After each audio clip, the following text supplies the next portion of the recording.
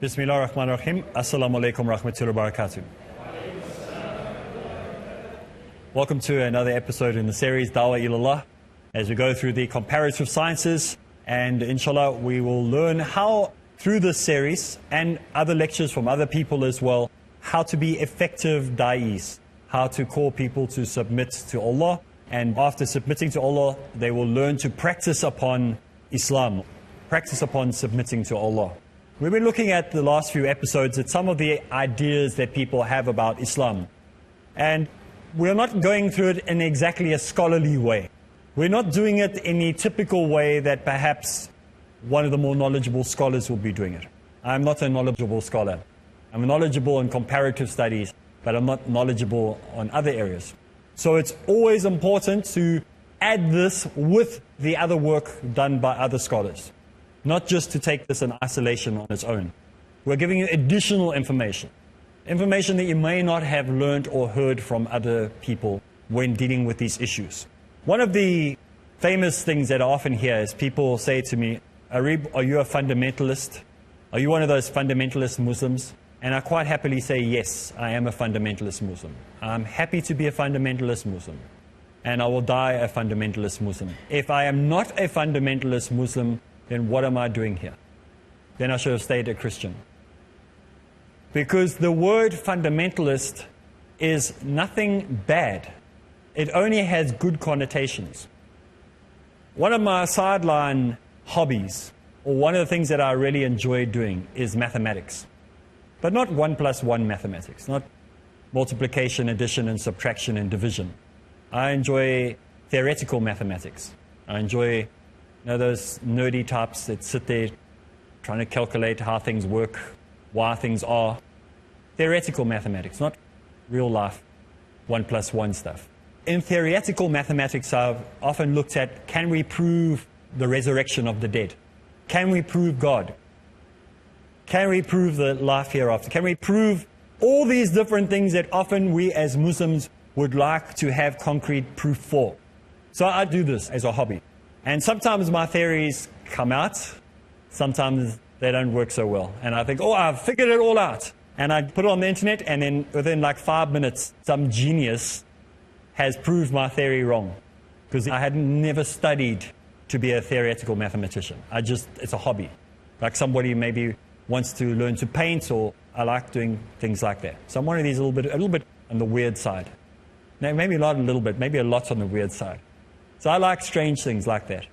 But there are fundamentals that are involved in mathematics that you need to know even if you're a theoretical mathematician. Without the fundamentals of mathematics, there is no mathematics. And perhaps this is why Christianity battles with numbers, because they haven't got the fundamentals of mathematics right. If you're claiming that something is 1, it cannot be 3. If you're claiming that something took 3 days and it actually took 1 day, then there's something wrong with your mathematics. So the fundamentals of mathematics are required for you to just do simple arithmetic, let alone complex equations. We call that fundamentals of mathematics. A doctor has to study the fundamentals of medicine, and then becomes, once he graduates, a fundamentalist doctor. So there are many different things that we study, whatever it is, zoology, biology, history, geography. There are fundamentals that you have to do. In art, if you want to become a painter or a sculptor, or whatever it is, a fashion designer, clothing, dressmaker, whatever, you have to first learn the fundamentals. If you don't become a fundamentalist first, you're never going to be a good artisan, good artist, good mechanic, good engineer. You are going to be third-rate. You are never going to make it in the business, whatever business it is that you do. If you ignore the fundamentals, you will be the worst dressmaker ever. If you ignore the fundamentals, you will fail every exam that's given to you in medical school. So you have to be a fundamentalist. So the accusation that people make and say, you are a fundamentalist Muslim, is the greatest compliment you can give me. Because I don't think I'm a fundamentalist Muslim. I think that I'm still learning the fundamentals. So to graduate me so quickly is actually a compliment, not an insult. And if you're a Christian and you are not a fundamentalist Christian, no wonder you don't know what you're doing. You should be proud to call yourself a fundamentalist Christian if you're a Christian who's following the fundamentals of Christianity. If you're not, no wonder you lost. Come to Islam. We'll teach you the fundamentals on how to be a submitter to God. And this is why when we do dawah, the first and most important fundamental issue is Tawheed. We can teach you how to pray 5 times a day, but it's all going to be pointless if you don't know who it's for, if you don't understand the fundamentals. And the first fundamental is to understand who Allah is. When you understand who God is, then it'll become easier for you to do all the rest. But without the fundamentals, the first fundamental in place, it becomes very confusing. And that's why we find many people have been Muslims for years and years and years battle. They battle to pray. They battle to fast. They battle to dress correctly. They battle to be sincere Muslims because the fundamentals were not taught to them properly in the beginning. Or maybe they've got a distorted version of who Allah is. And therefore everything else falls apart. So you have to have the fundamentals done right. So we have to understand that if somebody calls you a fundamentalist Muslim, do not say, no, we're not fundamentalists. You never say to somebody that you're one of those middle of the road, we're not one of those type.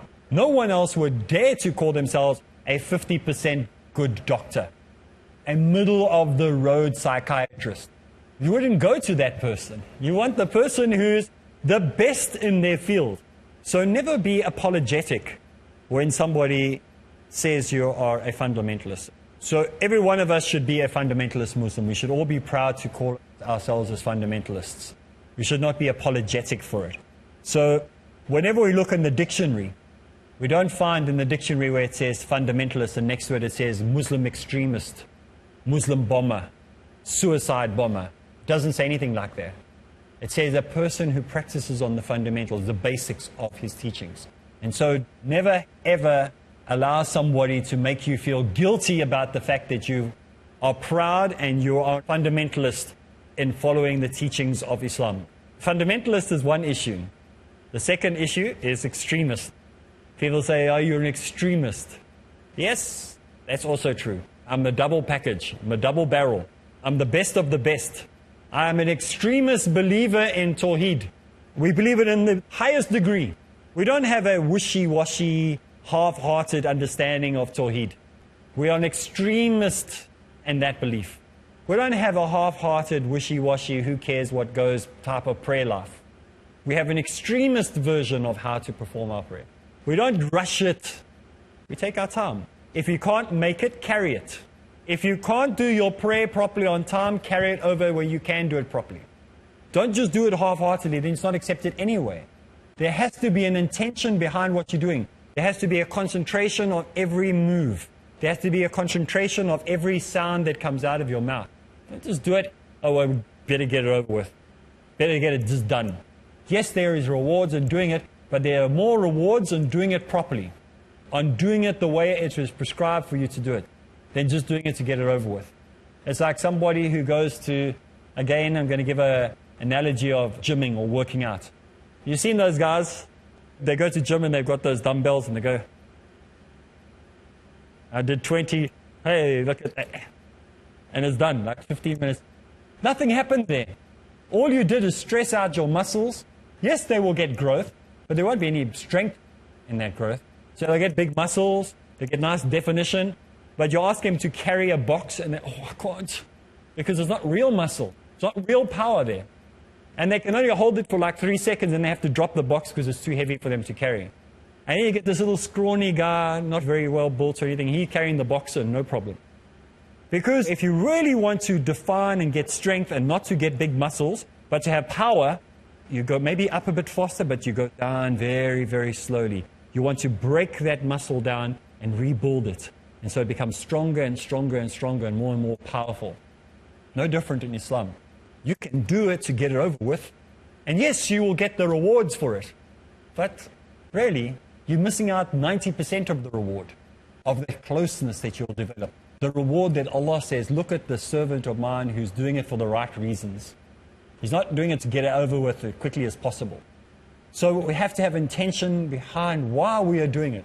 It's not there to just do it and get it over with. So if you're an extremist, You want to go to the extremes, just like that guy in gym who goes to the extremes. No, he's so bad, he takes so much time with each repetition because he's concentrating, what they call you're zoning in on that specific muscle group. Let's take a break. When we get back from the break, we'll continue, inshallah.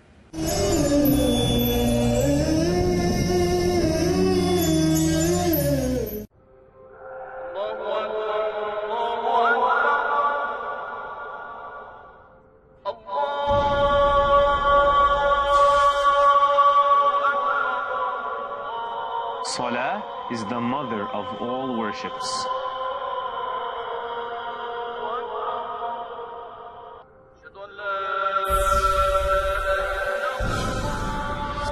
Salah is your appointment with Allah.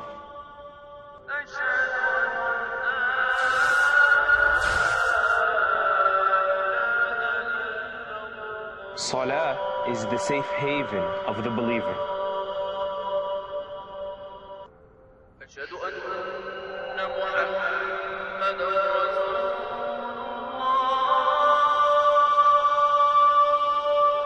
Salah is your gateway to happiness.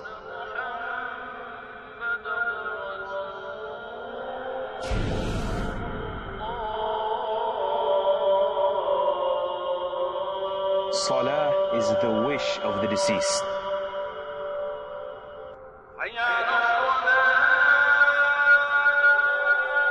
So join me for Salah Revisited and discover what you've been missing out on.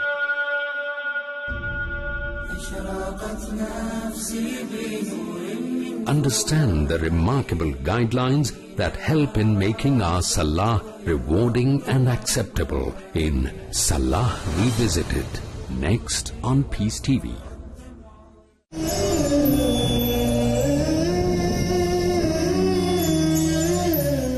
Bismillah ar-Rahman ar-Rahim. Assalamu alaikum wa rahmatullahi wa barakatuh.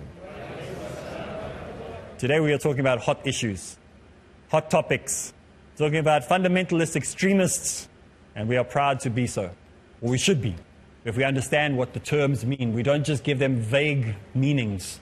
Some people, they have very vague understandings of what terms mean. We have to understand what these words mean.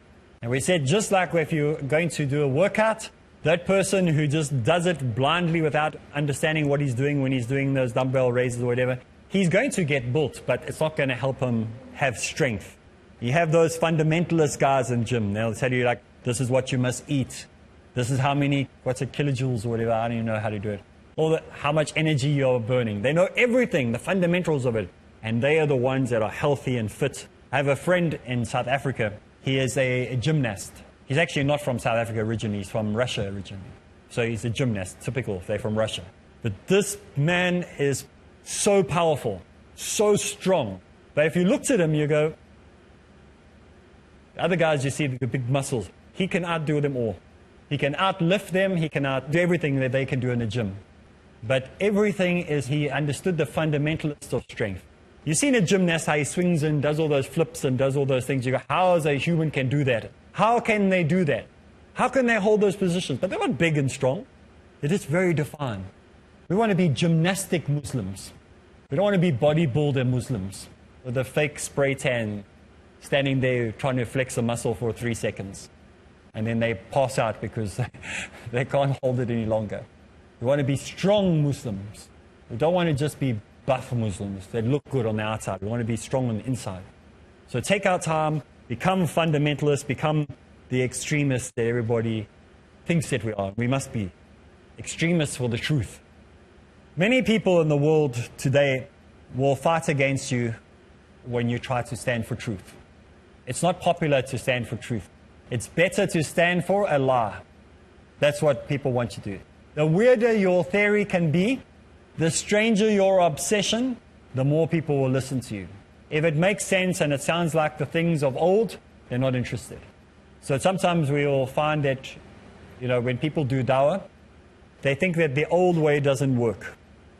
There was a young girl that we spoke about a couple of weeks ago who reverted to Islam from the UK. Not a girl, woman. And when she embraced Islam, I asked her, what was the thing that made you decide that you must become a Muslim? Because I always like to find out what it was. Because we speak about lots of things. So what was the issue? What was it? So I can fine-tune it. And I can't remember yet anybody who hasn't given me the same answer that she did. And she said it was the simplicity of your explanation of who Allah is. It wasn't the scientific miracles. It wasn't what was wrong with Christianity. It wasn't wrong all the other things that we often think it is. It was just the simplicity. It's the old formula.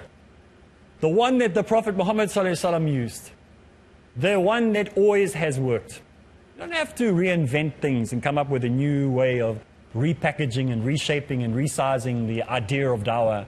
Make it a slogan on a t-shirt or maybe a banner or fundraising idea. Just give them the simple message of Tawheed. This is why we call it Dawah Ilallah. This is why the series is called Dawah Ilallah. Because the old system works. And we find that almost every single person that I've ever asked, including myself and my family members and my friends who have embraced Islam, all came with the same message. Can you use these things? Yes, because they all work together to help in the process of leading someone there. But they didn't become a Muslim because of the science of the Quran. They didn't become a Muslim because they figured out that the Quran spoke about the different stages of pregnancy. They became a Muslim because of Allah and the simplicity of that message.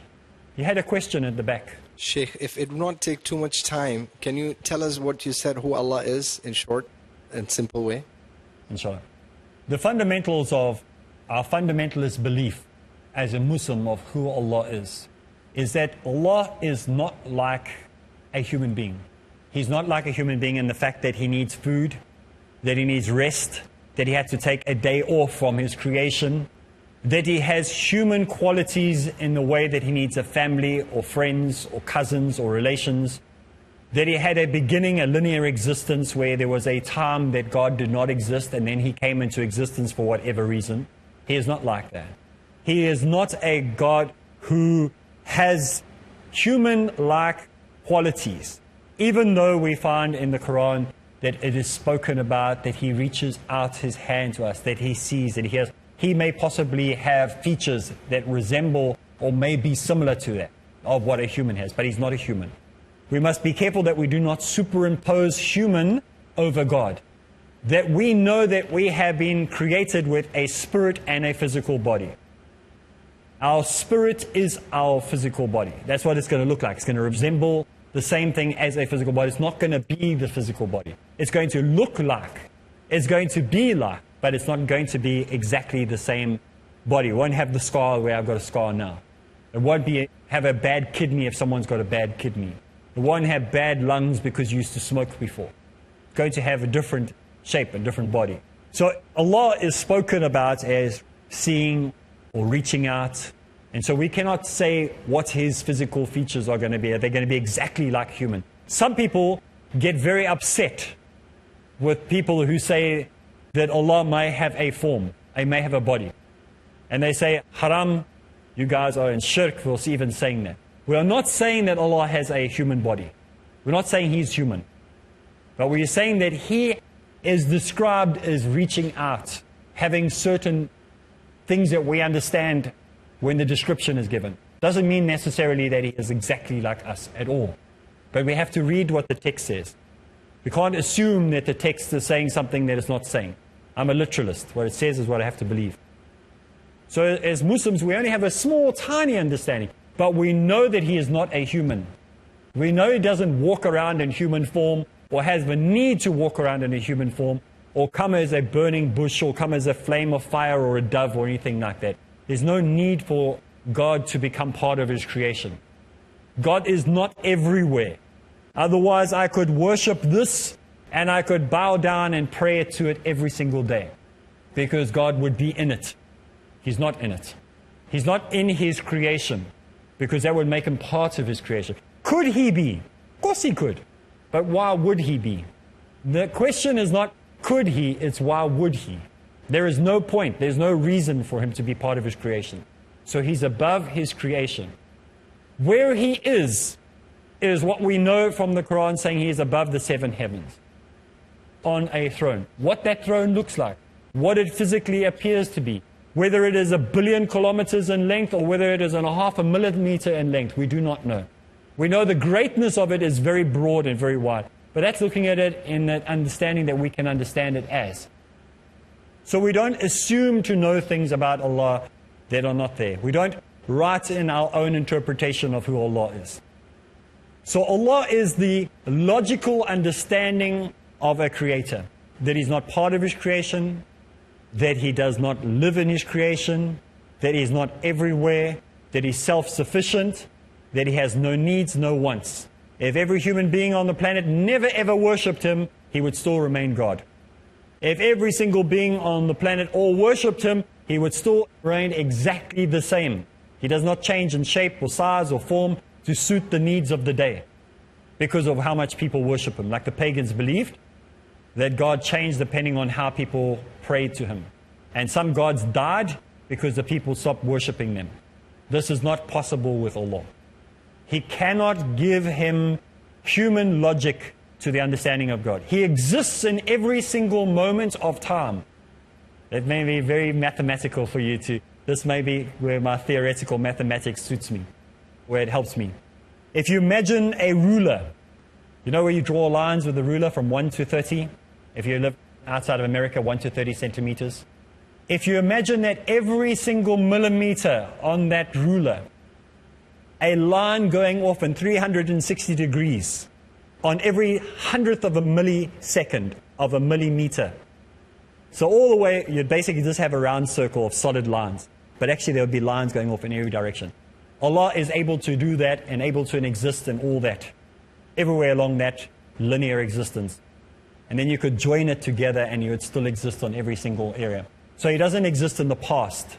Like you have your thoughts of the past. You remember when you were 13. But now you don't exist in the past. You now exist in the present. But you don't exist in the future yet. You will one day. But you don't exist there now. We can only live in one point in time as a human being. Allah is existed always. He doesn't travel along the timeline like we do. He's always existed in the past. He's always existed in the future. He always existed now. He doesn't travel through time like we do. He's always been. He has no movement to any place in time.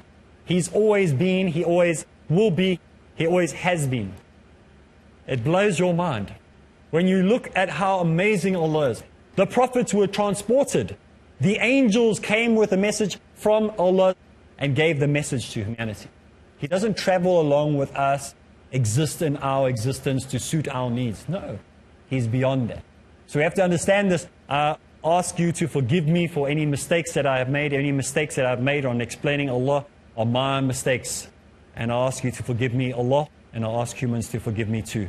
And if you want to know more about Allah, I beg you to go and research and find out from Muslims, responsible, fundamentalist Muslims, how to come closer to Allah. So from me, Areeb Islam, and everyone else here, Assalamu alaikum wa rahmatullahi wa barakatuh.